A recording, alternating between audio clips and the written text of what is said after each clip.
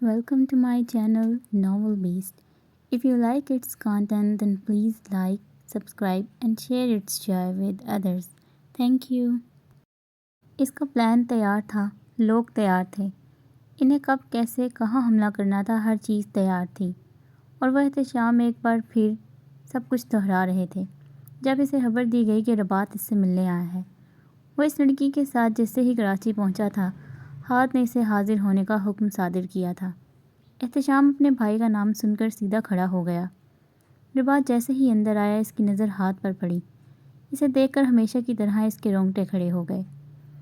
इसका दिमाग कब घूम जाए कुछ पता नहीं था। वो पहले अपने भाई से मिला और फिर हाथ की तरफ बढ़ा। रबात अपनी पेशानी पर आए पसीने के नन्हे कतरे महसूस कर रहा था और वो अपनी कैफियत हाथ से चाह कर भी छुपा नहीं पाया। न जाने इसका भाई इसके साथ कैसे रहता है। रबात इसके डेस्क के सामने खड़ा था। सारा कराची हाथ के इशारों पर नाचता था। छोटी छोटी गैंग्स का तो वो कब का सफाया कर चुका था। रबात इस शख्स के सामने खड़ा था जिसने अपना पहला कत्ल सिर्फ 12 साल की उम्र में किया था। वो अब तो यकीनन इसकी तादाद भी किसी को मालूम नहीं होगी। मुझे मालूम है कि तुम बारहा ये कह चुके हो कि इशाल ने कभी इस लड़की से नाज़र शाह के काम का जिक्र नहीं किया। वो इस सब से अनजान है, लेकिन मैं ज़ाती तौर पर तुमसे ये सब जानना चाहता हूँ। हाँ, जैसा कि मैंने पहले भी बताया, वो कुछ नहीं जानती। रबात गला साफ करके कहने लगा। हाथ की नज़रें ऐसी थी कि वो किसी के भी झूठ को फ़ौरन भांप जाता, और रबात कुछ भी झूठ कहकर खुद को या हुरैन को मुश्किल में नहीं डालना चाहता था। वो लड़की किस किस्म की है? हाथ की तफ्तीश ख़त्म नहीं हुई थी। अगर सही कहूँ तो वो बहुत अजीब है। इसे समझना मुश्किल है। अजीब लोग ही सबसे ज़्यादा दिलचस्प होते हैं। हाथ ने अपने एंटीक लाइटर से सिगरेट सुलगाते हुए कहा। यकीनन वो आज अच्छे मूड में था, वरना इसके पूछे सवाल पर सब की तोते की तरह बोलते। इन्हीं में इनकी आफियत थी। वो खुद में ही रहती है, इससे पहचान बनाना बहुत मुश्किल था। वो शायद बीमार है। बीमार? हाँ, वो किसी को अपने करीब नहीं आने देती। अगर कोई गलती से भी छू ले तो चीखने लगती है और फिर बेहोश हो जाती है। वो बहुत डरपोक है। अगर इस बात से वो रबात इसकी दिलचस्पी ख़त्म करना चाहता था तो वो बुरी तरह नाकाम रहा था। एहतशाम भी ये सुनकर ठटक गया, लेकिन रबात अपनी ही लह में था। कई बार यूनी में कुछ स्टूडेंट्स ने इसके साथ बहुत गलत किया। कभी वो जल जाती, कभी गिरा दी जाती। एक बार एक लड़की ने इस पर कुछ गिराकर इसका बाजू तोड़ दिया था, लेकिन वो कभी कुछ नहीं कहती थी। हाँ, अलबत्ता इशाल के बाद इसमें काफ़ी कमी आई थी। इशाल का इससे क्या ताल्लुक़? इसके तासुरात में कोई तब्दीली नहीं आई थी। एहतशाम भी जान नहीं पाता था कि वो क्या सोच रहा है। वो इसके लिए अक्सर स्टैंड लेती थी। एक बार कुछ स्टूडेंट इस पर हमला करने वाले थे जब वो इनसे लड़ पड़ी और इनमें हाथापाई शुरू हो गई। वो इसकी वाहिद दोस्त थी, लेकिन इन दोनों में से कोई एक दूसरे की पर्सनल लाइफ के बारे में ज़्यादा नहीं जानता था। क्या तुम्हें यकीन है वो कुछ नहीं जानती? हाथ ने दोबारा पूछा था। हाँ, मुझे मुकम्मल यकीन है। ठीक है, तुम जा सकते हो। रबात के चाहते ही एहतशाम ने अपनी बात कही थी। तो तुम्हारा शक गलत निकला, वो कुछ नहीं जानती। और हाथ ने इसकी बात नज़रअंदाज कर दी। रबात इससे मोहब्बत करता था और ये इसे साफ तौर पर दिखाई दिया था। वो इस वक्त सुनसान सड़क पर था। हर सू खामोशी थी। इस वक्त वो रिहायशी इलाकों में था। यहाँ रात के इस वक्त हर कोई दबक कर बैठ जाता, जैसे चार दीवारें इन्हें इनकी बुरी किस्मत से बचा लेंगी। वो गाड़ी से उतरने लगा था जब इसका फ़ोन बजने लगा। फ़ोन उठाते ही मुकाबिल बोलने लगा। तुमने वादा किया था आज मेरे साथ डिनर करने का, और अब रात का 1 बज रहा है। मारी की आवाज़ में नाराज़गी वाज़िया थी। मैं मसरूफ़ था। कार से निकलते हुए कहने लगा। इसके सामने मुर्तज़ा साहब का बंगला था। मुझे लगा तुम भूल गए। तुम जानती हो मैं कुछ नहीं भूलता। बंगले की सिक्योरिटी वो पहले ही चेक कर चुका था। वहाँ के कैमरे पहले ही एहतशाम हैक कर चुका था। वहाँ कोई अलार्म सिस्टम नहीं था। कुछ कार्ड्स थे जिनसे वो बआसानी बचता बैरूनी दीवार से छलांग लगाते हुए अंदर लॉन में उतर गया। मार मैं सुबह ब्रेकफास्ट पर आ जाऊँगा। वो कुछ और कहती इससे पहले इसने कॉल काट दी। इसके काम की नौयत और सिक्योरिटी की वजह से वो मारिया को अलग घर रखता था। वैसे भी इसे अपनी प्राइवेसी अजीज़ थी। वो जानता था हुरैन का कमरा कौन सा है। اس کے لوگ ہاتھ کو باخبر رکھتے تھے، اور اس کے کمرے کے باہر بنی بالکونی پر چڑھ گیا۔ شیشے سے بنا دروازہ لاک تھا، لیکن ایک نظر میں ہی وہ سمجھ گیا کہ وہ حفاظت کم اور خوبصورتی زیادہ مہیا کرتا تھا۔ صحیح طاقت اور تکنیک کا استعمال کر کے وہ ایک ہی جھٹکے میں لاک کو توڑ کر اندر داخل ہوا۔ داخل ہوتے ہی گلاب کی خوشبو اس کی اوسان پر چھائی تھی، اور پھر اس کے سامنے بیڈ پر سوئی لڑکی۔ دروازے سے ہوتی چاند کی روشنی اس کو روشن کر رہی تھی۔ وہ اندھیرے میں اس کی طرف بڑھنے لگا، جیسے پریوں کی کہانی میں کوئی شہزادہ اپنی شہزادی کے لیے بڑھتا ہے، لیکن وہ شہزادہ نہیں تھا، وہ تو بیسٹ تھا، جس نے بیوٹی کو اپنا قیدی بنا لیا تھا۔ وہ اس وقت عین اس کے سامنے کھڑا تھا جب وہ نیند میں رونے لگی۔ خود بخود اس کے بڑھتے پاؤں اسے حورین کے قریب لے آئے۔ اب وہ اس پر جھکا اس کی بے چینی کی وجہ جاننا چاہتا تھا۔ اس کے بال تکیے پر بکھرے ہوئے تھے اور اس کا چہرہ دیکھ رہا تھا۔ اس کے چہرے پر پرانا زخم کا نشان تھا۔ وہ اس زخم کے نشان کا ذریعہ سمجھ گیا تھا۔ وہ اسے بغور دیکھنے لگا۔ اس کے بازو بھی اس کی طرح کے نشانوں سے بھری تھیں۔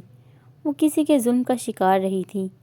حورین اب روتے ساتھ بڑبڑانے لگی تھی جب وہ اس پر مزید جھک گیا اور اپنا منہ اس کے کان کے قریب لے گیا۔ وہ اب اس سے سرگوشی میں باتیں کر رہا تھا۔ خاموش ہو جاؤ حور، کوئی تمہیں کچھ نہیں کہے گا، میں یہی ہوں۔ وہ آہستہ آہستہ نارمل ہونے لگی۔ نیند میں بھی وہ اس انجان شخص کی تابع ہو رہی تھی۔ جب وہ دوبارہ نیند کی وادیوں میں کھو گئی تو ہاتھ اپنی انگلی اس کے زخم تک لے گیا۔ ہاتھ کے لمس اور حورین میں بہت کم فاصلہ تھا، لیکن وہ اسے بنا چھوئے اس کا بھرا ہوا نشان ٹریس کرنے لگا۔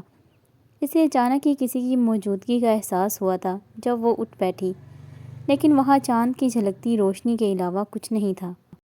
آج اس کا خواب بھی الگ تھا۔ اس میں ایک نئی آواز تھی جو اس نے پہلے کبھی نہیں سنی تھی، لیکن وہ اس کے خوف کو بھگانے کے لیے کافی تھی۔ وہ دروازہ لاک کرنے لگی جب اس کا ہینڈل حورین کے ہاتھ میں آ گیا اور وہ اس خوف کو دوبارہ محسوس کرنے لگی۔ اس کے کمرے میں کوئی آیا تھا۔ حورین نے فوراً کمرے اور ٹیرس کی لائٹس جلا دیں، لیکن وہاں کوئی بھی نہیں تھا۔ اس کی آنکھوں میں خوف سے نمی آنے لگی تھی۔ اس نے آؤ دیکھا نہ تاؤ اور کمرے سے بھاگ گئی اور گیسٹ روم میں جا کے دم لیا۔ لاک کر کے وہ پردوں کے پیچھے، بیڈ کے نیچے اور الماری میں ایسے دیکھنے لگی جیسے کوئی بچہ وہاں چھپا ہو۔ جب اسے اطمینان ہو گیا تو وہ بیڈ پر سمٹ کر بیٹھ گئی۔ یہ رات بھی اسے جاگ کر گزارنی تھی۔ وہ کافی تیزی سے ڈرائیو کر رہا تھا۔ زندگی میں پہلی بار اس نے کسی کے لیے اتنے جذبات محسوس کیے تھے۔ وہ اسے قید کر لینا چاہتا تھا جیسے وہ کوئی چڑیا ہو۔ اس کا بھی وقت آئے گا ہاتھ، پر ابھی نہیں۔ ربات کی باتوں سے اسے احساس ہو گیا تھا کہ وہ عجیب یا ڈرپوک نہیں بلکہ خوفزدہ ہے۔ ایک طاقتور سیاست دان کی بیٹی آخر کیوں کر کسی سے پٹتی پھرے گی، اور وہ جب وہ اکلوتی اولاد ہو۔ وہ اس بات کی مکمل سچائی جاننے کے لیے وہاں گیا تھا، اور اس کا حلیہ ہی گواہی دیتا تھا۔ ربات نے بتایا کہ وہ کئی بار بلنگ کا نشانہ بنی اور اشال نے اسے بچایا۔ وہ ان لوگوں کے ٹکڑے کر دینا چاہتا تھا جس نے ایسا کیا۔ اشال کی کال آئی تھی۔ حورین کو یقین نہیں آ رہا تھا کہ وہ بھی کراچی میں ہے۔ آخر اسے کچھ اچھی خبر ملی۔ آج اس کا برتھ ڈے تھا اور اشال اسے لینے کسی کو بھیج رہی تھی۔ ابھی وہ مارکیٹ اس کے لیے گفٹ لینے آئی تھی۔ ہاتھ کو جیسے ہی خبر ملی کہ حورین گھر سے نکلی ہے، وہ اس کے پیچھے آ گیا۔ راستے میں ہی اسے اس کی کار دکھ گئی۔ وہ خود ڈرائیو کر رہی تھی اور اس کو غصہ آنے لگا۔ اسے کچھ فاصلے پر ہاتھ نے بھی کار روک دی۔ ہیل والے شوز میں اس نے پہلے اپنا ایک قدم اور پھر دوسرا قدم باہر نکالا تھا۔ چہرے کا دایاں حصہ بالوں سے ڈھکے وہ مال میں چلی گئی۔ ہاتھ نے اپنے ساتھ سیٹ پر رکھی بیس بال کیپ پہنی اور باہر نکل گیا۔ ہر کوئی اسے خود ہی راستہ دے دیتا۔ اس کی پرسنالٹی سب سے منفرد تھی۔ اسے دیکھنے پر ہی اس کی طاقت کا احساس ہو جاتا۔ اس لیے وہ جتنا ہو سکے اتنے معمولی کپڑے پہننے کی کوشش کرتا۔ اس کا مقصد نظروں میں آنا نہیں، ان میں دھول جھونکنا تھا، اور مہنگے کپڑے اسے مزید نمایاں کرتے۔ وہ گفٹ شاپ میں تھی تو وہ اس شاپ کے باہر کھڑا ہو گیا۔ وہ اس طرح سے ایکٹ کر رہا تھا جیسے کچھ پسند کر رہا ہو۔ حورین خود پہ کسی کی نگاہ محسوس کر رہی تھی۔ آخر اس نے ایک میوزک باکس پسند کیا۔ ہاتھ کو اس کی پسند اچھی لگی۔ وہ سفید رنگ کا انڈے کی شکل میں بنا میوزک باکس تھا۔ اسے انتظار تھا آج کی شام کا جب وہ خود کا اس سے تعارف کروا پائے گا۔ حورین کو بل ادا کرتا دیکھ وہ واپس کار میں آ بیٹھا۔ اس کا چہرہ ڈھکا ہوا تھا۔ وہ شدت سے اسے دیکھنا چاہتا تھا۔ جب وہ باہر نکلی تو تیز ہوا سے اس کے بال لہرانے لگے۔ اس کے چہرے کے بائیں جانب آبرو سے 1 انچ اوپر سے ابھرا ہوا نشان شروع ہوتا تھا۔ وہ نشان چاقو سے کاٹے جانے کا تھا۔ وہ آنکھ کے حصے کو چھوڑتا ہوا اس کے رخسار کے بالکل اوپر ختم ہوتا تھا۔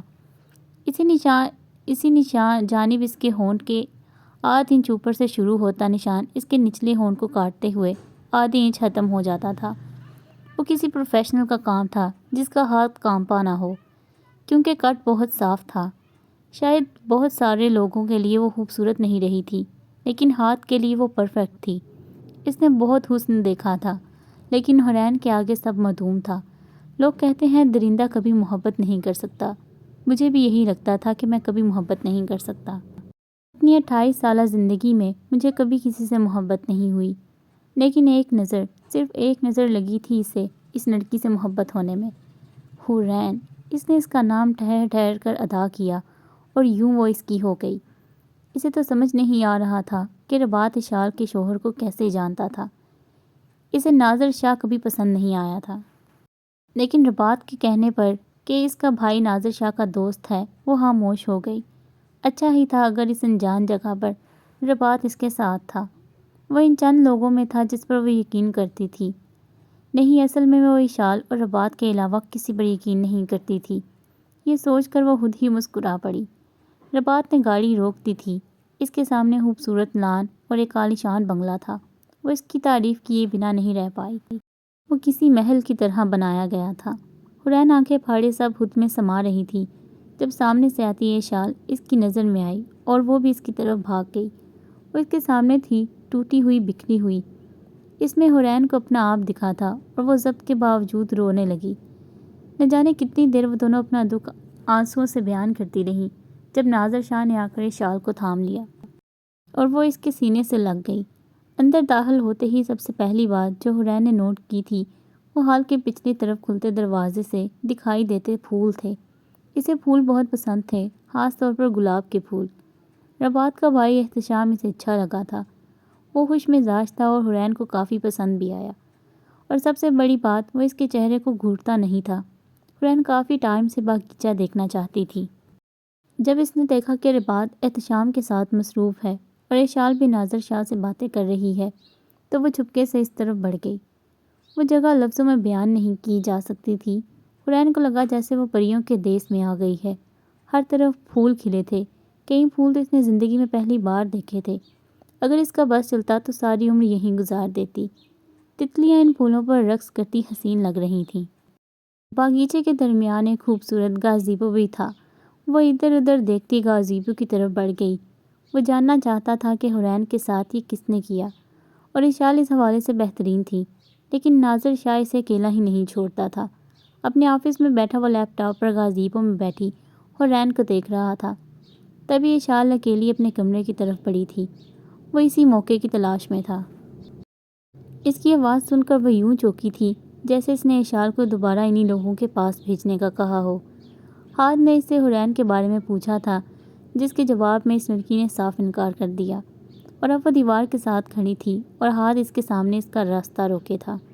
مقابل نے اسے جان سے مارنے کی دھمکی دی تھی، اور وہ اس کی خوبصورت گردن سے بہتے ہوئے خون کے بارے میں سوچ رہا تھا کہ اس کی گردن کاٹی جائے یا پہلے زبان اور پھر گردن، جب اس نے خود کو قابو میں کیا۔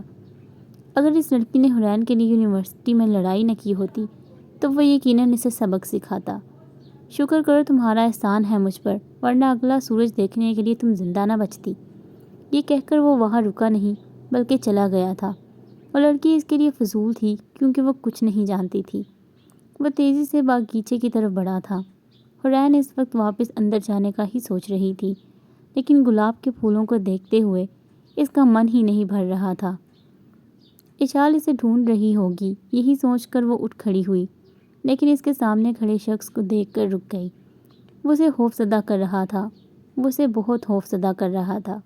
وہ سانس لینا بھول گئی۔ اس کی آنکھیں، ان میں تو جیسے شیطان خود بستا تھا۔ وہ دروازے کے بیچ اس کا راستہ روکے کھڑا تھا۔ حورین نے اسے دیکھ کر فوراً سر جھکایا تھا۔ وہ ناخن اپنی ہتھیلیوں میں گاڑ رہی تھی۔ ہاتھ اسے بخوبی دیکھ رہا تھا۔ وہ اس سے خوفزدہ تھی۔ اس نے بڑی آستین کی قمیض پہن رکھی تھی جس سے اس کے زخم چھپ گئے تھے۔ چہرہ بھی بالوں سے ڈھکا تھا۔ وہ اس کے بال اس کے چہرے سے ہٹانا چاہتا تھا۔ تمہارا نام کیا ہے؟ اس کے سوال پر حنیر نے اسے اپنی لمبی پلکوں کی اور سے دیکھا تھا۔ اس کا منہ تو جیسے ریگستان کی طرح خشک ہو گیا۔ حورین، وہ بری طرح ہکلا رہی تھی۔ یہ بات ہاتھ کے لیے نئی تھی۔ تو بتاؤ حورین، یہاں کیا کر رہی ہو؟ حورین سست بڑھتی دھڑکن اور نم ہوتی آنکھوں سے اسے دیکھ رہی تھی۔ وہ ہاتھ اپنی پین کی پاکٹ میں ڈال رہا تھا اور اس کی سست بڑھتی دھڑکن مزید سست ہو گئی۔ وہ پھٹی ہوئی آنکھوں سے اس کے ہاتھ کی حرکت دیکھ رہی تھی اور وہ اس کے تاثرات پر مسکرا پڑا۔ جب اس نے جیب سے سگریٹ کی ڈبیاں نکالی تو جیسے اس کو زندگی دوبارہ مل گئی ہو۔ میں یہاں اشال سے سمجھ گیا۔ وہ چاہتا تھا بس ایسے ہی اس سے بات کرتا رہے۔ وہ دوبارہ اپنا ہاتھ پاکٹ کی طرف لے جا رہا تھا اور اس بار دھڑکنیں سست نہیں بلکہ بند ہو گئیں۔ کسی پاگل کی طرح چیخیں مارتی ہوئی بھاگ جانا چاہتی تھی، لیکن اب کی بار اس کے ہاتھ میں لائٹر تھا اور دل نے دوبارہ دھڑکنا شروع کیا۔ کیا تمہیں کوئی مسئلہ تو نہیں؟ اس نے سگریٹ سلگاتے ہوئے کہا اور وہ سر ہلا کر انکار کرنے لگی۔ اگر ہوتا بھی تو وہ اسے کبھی نہ روکتی۔ انہیں وہاں آئے کافی دیر ہو چکی تھی، اس لیے وہ چاہتا تھا حورین کو وقت پر گھر لے جائے۔ لیکن اصل میں وہ اسے اپنے دل کی بات بتانے کے لیے مزید انتظار نہیں کر سکتا تھا۔ وہ احتشام سے باتوں میں ایسا کھویا تھا کہ اسے پتہ ہی نہیں لگا وہ کب اٹھ کر گئی۔ اور ہاتھ کا گھر بھی بہت بڑا تھا۔ اس نے حورین کو کال کی تو اس کا موبائل وہیں پڑا تھا۔ اس کی حرکتوں پر افسوس کرتے ہوئے اسے ڈھونڈنے کے لیے اٹھ کھڑا ہوا۔ وہ سیڑھی سے اوپر جانے لگا جب کھڑکی کی دوسری طرف کسی نے اس کی توجہ کھینچی۔ حورین کازیبو میں دبکی بیٹھی تھی اور ہاتھ اس کا راستہ روکے کھڑا تھا۔ رباط کا من ہوا کہ وہ اسے کھینچ کر اس سے دور کر لے، لیکن وہ مٹھیاں بیچتا غصے سے سب دیکھ رہا تھا۔ کالے گھنے بال، لمبی پلکیں، گورا رنگ، سلور گرے آنکھیں، وہ بے شک خوبصورتی کی مثال تھی۔ وہ اس کے گھنے بال اپنے ہاتھوں کے گرد لپیٹ کر اسے اپنے قریب کھینچنا چاہتا تھا، لیکن اگر وہ ایسا کرتا تو وہ یقیناً بے ہوش ہو جاتی۔ اس کے خوف اور گھبراہٹ کو ہاتھ کو محسوس کر رہے تھے۔ تمہارے چہرے کو کیا ہوا؟ حورین نے اس کے سوال سے ایک دم سر اٹھا کر اسے دیکھا تھا۔ اگر وہ کسی فلم کا ہیرو ہوتا تو ضرور اسے پسند آتا، لیکن ابھی وہ اسے سخت ناپسند تھا۔ حورین نے اپنی زبان سے ہونٹوں کو تر کیا، جسے ہاتھ نے بخوبی دیکھا۔ ایکسیڈنٹ۔ آخر تیسری کوشش میں وہ پورا لفظ ادا کر پائی۔ ہاتھ کو جھوٹ پسند نہیں تھا۔ بہت کم لوگ اس کے سامنے ایسی جرأت کرتے، اور اسے نہیں یاد تھا کہ کوئی اس کے بعد سچ بولنے کے لیے بچا تھا۔ اس نے اپنا لائٹر دوبارہ جلایا اور اسے اپنی انگلیوں میں گھمانے لگا۔ اس کی حورین جھوٹ نہیں بول رہی تھی، اصل میں وہ خود اس جھوٹ کو سچ ماننے لگی تھی۔ حورین اس شعلے کو غور سے دیکھنے لگی۔ اس کے تیزی سے لائٹر گھمانے سے ایسا محسوس ہو رہا تھا جیسے وہ ناچ رہا ہو۔ وہ اسے انگوٹھے سے انگلیوں میں گھماتا، چھوٹی انگلی تک لے جاتا اور پھر اسی راستے واپس لے آتا۔ کیسا ایکسیڈنٹ؟ اس نے اسے آگ کے شعلے میں کھوتا دیکھ کر پوچھا۔ Car accident. اس بار وہ ہکلائی نہیں تھی۔ کب ہوا؟ 4 سال پہلے۔ اس نے ایک دم لائٹر کو مٹھی میں بند کر کے بجھایا تھا۔ وہ ایک جھٹکے سے اس کے زہر سے باہر نکلی۔ اسے اپنی کیفیت سمجھ نہیں آئی تھی، لیکن وہ فرار چاہتی تھی۔ حورین بینچ سے کھڑی ہوئی اور 2 قدم لیتے ہوئے اس کے سامنے آ گئی۔ اس نے سوچا تھا کہ ایسا کرنے سے وہ اسے راستہ دے دے گا، لیکن وہ بھی ہاتھ مرزا تھا، سکون سے وہیں کھڑا رہا۔ حورین کو اپنی ہمت ہوا ہوتی معلوم ہوئی اور اس نے پھر سے سر جھکا لیا۔ پلیز جانے دیں۔ اس کی بات پر ہاتھ بنا کچھ کہے تھوڑا سا اپنی جگہ سے کھسک گیا۔ وہ اتنی سی جگہ سے کسی صورت نہیں گزر سکتی تھی۔ حورین نے التجائیہ نظروں سے اسے دیکھا جب اپنا ہاتھ دوبارہ اپنی پاکٹ کی طرف لے گیا۔ اب کی بار اس کی دھڑکن بند یا سست نہیں ہوئی تھی، بلکہ اتنی تیز ہو گئی کہ اس کے لگا کہ دل باہر آ جائے گا۔ لیکن اس بار اس نے پھر سے ایک اور سگریٹ نکالی تھی۔ وہ منہ کھولے ہاتھ کو دیکھ رہی تھی اور اس نے ہاتھ سے اسے جانے کا اشارہ کیا۔ یہ کڑوا گھونٹ حلق سے اتارتی وہ کازیبو کی دیوار کے ساتھ چپک گئی اور دھیرے دھیرے سائڈ پو سے دروازے میں سے گزرنے لگی۔ حورین نے اپنا سانس روک رکھا تھا کیونکہ وہ اتنا قریب تھا کہ اگر سانس لیتی تو اس کا بازو اسے چھو جاتا۔ آہستہ آہستہ کھسکتی وہ اسے بہت پیاری لگی تھی۔ اس کی نگاہ مسلسل ہاتھ کے بازو پر تھی، اس لیے اس نے ہاتھ کو اپنی طرف مسکرا کر دیکھتے ہوئے نہیں دیکھا۔ جب وہ دروازے سے نکل گئی تو وہ اپنی پوری رفتار سے ہال کے دروازے کی طرف بھاگی تھی۔ ربات نے خود کو بہت مشکل سے روکا تھا۔ وہ حورین کو راستہ نہیں دے رہا تھا۔ اسے اپنی سانس پھٹتی ہوئی محسوس ہوئی۔ وہ بامشکل دروازے سے گزر رہی تھی۔ اگر ہار ذرا بھی ہلتا تو اس کا بازو حورین کے سینے کو چھوتا۔ وہ مزید برداشت نہیں کر سکتا تھا۔ اس نے ان کی طرف ایک قدم ہی بڑھایا تھا جب وہ کسی کی آواز سن کر چونکا۔ تم اس سے محبت کرتے ہو؟ حورین کی دوست اشال اس کے سامنے کھڑی تھی۔ اس نے سر ہلا کر حورین کی طرف اشارہ کیا۔ تم اس سے محبت کرتے ہو؟ وہ اس سے پوچھ نہیں رہی تھی، لیکن ربات نے پھر بھی اسی حالت میں جواب دیا، ہاں کرتا ہوں، بہت محبت کرتا ہوں۔ اسی کی بات پر اشال مسکرا اٹھی۔ اسے خوشی تھی کہ اس کے بعد کوئی تو ہوگا جو حورین کا خیال رکھنے والا ہو۔ اس کا بہت خیال رکھنا ربات، خاص طور پر اس شخص سے بچا کر رکھنا۔ وہ جانتا تھا کہ اشال کا اشارہ ہاتھ کی طرف ہے، ہمیشہ۔ تبھی حورین بھاگتی ہوئی اس کے پاس آئی تھی اور ربات کے پیچھے اس کے قریب کھڑی ہو گئی، جیسے وہ اسے ہر چیز سے محفوظ رکھے گا۔ وہ بری طرح کانپ رہی تھی اور اس نے تب سے رکا سانس اب لیا تھا۔ ربات کو اس کے اس رویے سے ایک بات کا یقین ہو گیا تھا کہ وہ ہمیشہ اس کے پاس آئے گی۔ اسے اس سے کوئی نہیں چھین سکتا۔ اس نے فخریہ انداز سے ہاتھ کو پلٹ کر دیکھا تھا، جس کے جواب میں وہ سہولت سے کش نکالتا استہزائیہ مسکرایا تھا۔ حورین کو پانے کی دوڑ شروع ہو چکی تھی۔ اب دیکھنا یہ تھا کہ بیوٹی کو اس بار کون حاصل کرتا، پرنس یا بیسٹ۔